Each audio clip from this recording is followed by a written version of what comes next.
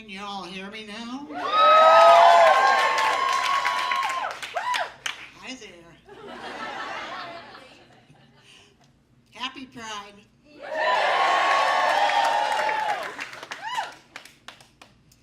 If my luck holds out and my energy holds out and my derriere holds out, I'm going to float in that Pride Parade tomorrow in my go-go. Some go in a Cadillac convertible, others go in pedicabs. I'm going in my go-go, and the whole way I'll be praying silently that the motor doesn't give out. And as she said, this is my 4th Pride Parade. I came out of the closet at age 79, and I hope I hold some kind of a record there. 3 weeks before that first Pride Parade. And you know, if it comes to that, I hope I keep going in that parade until they got me in a box and they're writing me down. I'll be waving the flag. I grew up, I was a kid during World War II. Now, for you history buffs out there, that was after the Civil War, and it was after the Spanish-American War, and it was after the First World War. So let's not get cute about it, okay?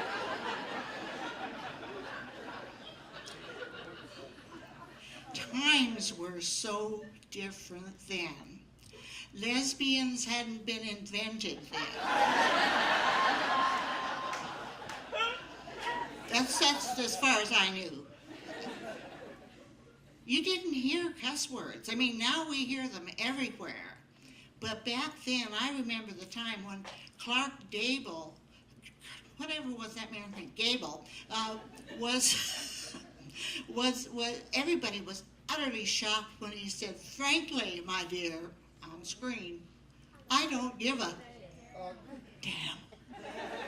And we were all so shocked. And I would hate to think what my sainted grandmother will think. Up there on her cloud, she'll fall off if anybody ever translates WTF for her.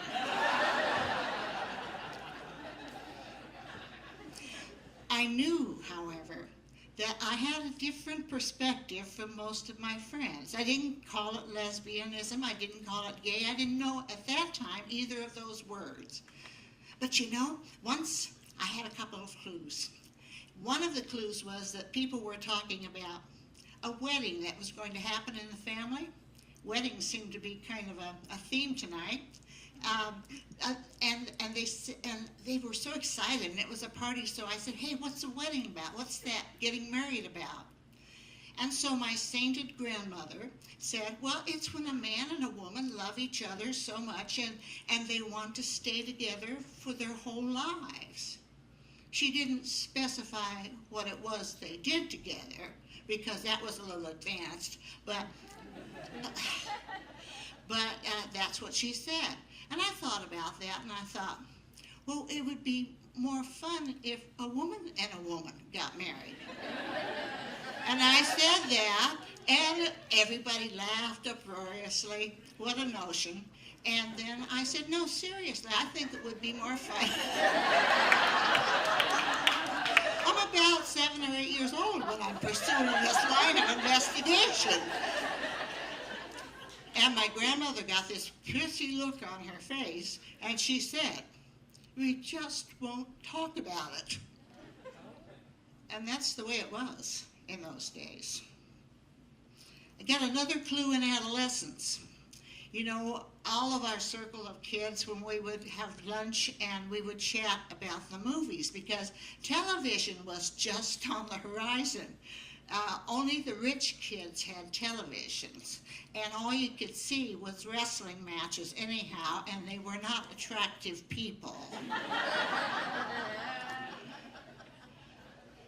So they would talk about movie stars, and they'd get all moony about, you know, like Clark Gable and Robert Taylor and Gregory Peck. I had enough sense not to say it out loud by then, but I was all moony about Barbara Stanwyck.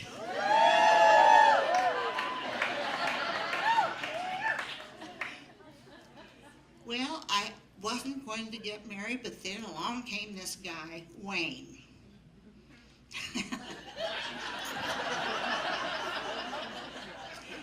And he was, for whatever reason, determined that we were going to get married. He was smart, he was funny, he was nice looking, and he was gainfully employed, which was a positive. And he was romantic. So that kind of got me. He took me out on the lake in a rowboat. Lake of MacArthur Park, which is now a drug haven in Los Angeles. Times have changed. And he said, let's get married. And I said, well, I don't think so. Thanks, that was nice of you to offer. And he said, well, why not? And I said, well, and it took all my gumption to get this, spit this out. I think I'm gay.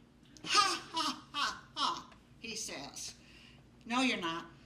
And I thought he knew something. He was a sophisticated man of the world. He was a Navy man, for heaven's sakes.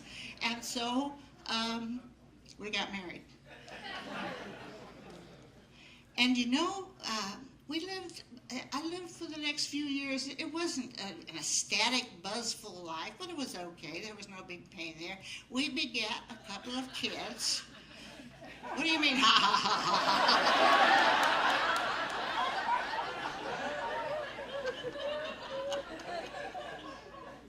She's laughing. This is my pet penguin.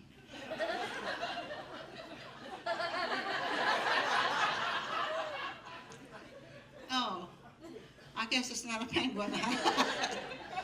This is my pet flamingo. There we go.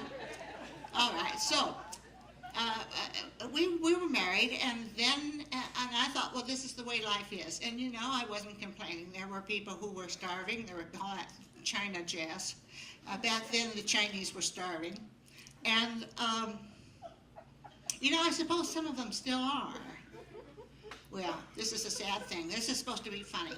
At any rate, what was I talking about? Penguins? You know, there are liabilities to being old. Okay. We were married, and it was bland. Yeah, I remember.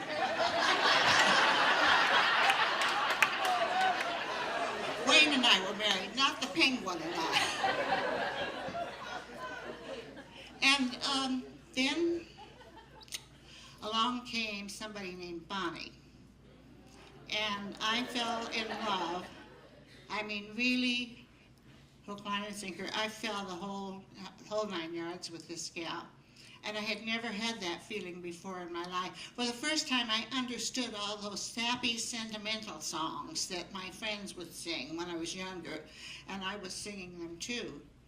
Of course, the recipient was of a different gender, but the feeling was the same, and that's important.